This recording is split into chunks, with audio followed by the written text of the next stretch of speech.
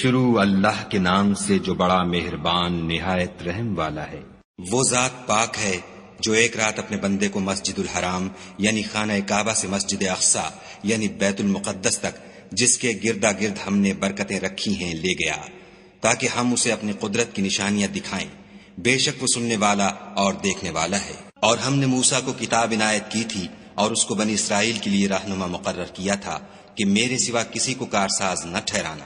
اے ان لوگوں کی اولاد جن کو ہم نے نوح کے ساتھ کشتی میں سوار کیا تھا، بے شک نوح ہمارے شکر گزار بندے تھے۔ اور ہم نے کتاب میں بنی اسرائیل سے کہہ دیا تھا کہ تم زمین میں 2 دفعہ فساد مچاؤ گے اور بڑی سرکشی کرو گے۔ بس جب پہلے وعدے کا وقت آیا تو ہم نے اپنے سخت لڑائی لڑنے والے بندے تم پر مسلط کر دیے اور وہ شہروں کے اندر پھیل گئے اور وہ وعدہ پورا ہو کر رہا۔ پھر ہم نے دوسری بار تم کو ان پر غلبہ دیا اور مال اور بیٹوں سے تمہاری مدد کی اور تم کو جماعت کثیر بنا دیا۔ اگر تم نیکوکاری کرو گے تو اپنی جانوں کے لیے کرو گے اور اگر اعمال بد کرو گے تو ان کا وبال بھی تمہاری ہی جانوں پر ہوگا۔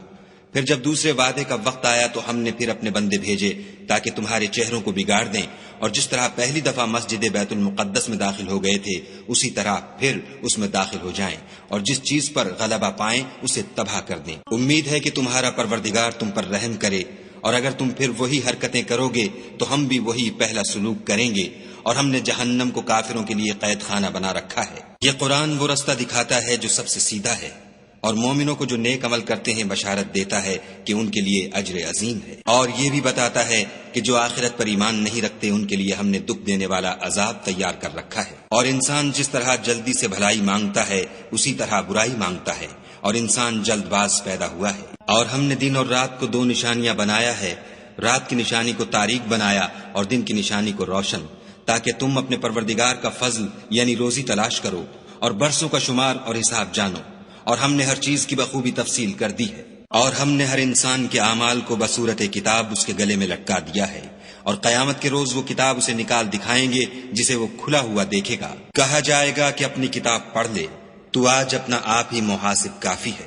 جو شخص ہدایت اختیار کرتا ہے تو اپنے لیے اختیار کرتا ہے، اور جو گمراہ ہوتا ہے تو گمراہی کا ضرر بھی اسی کو ہوگا۔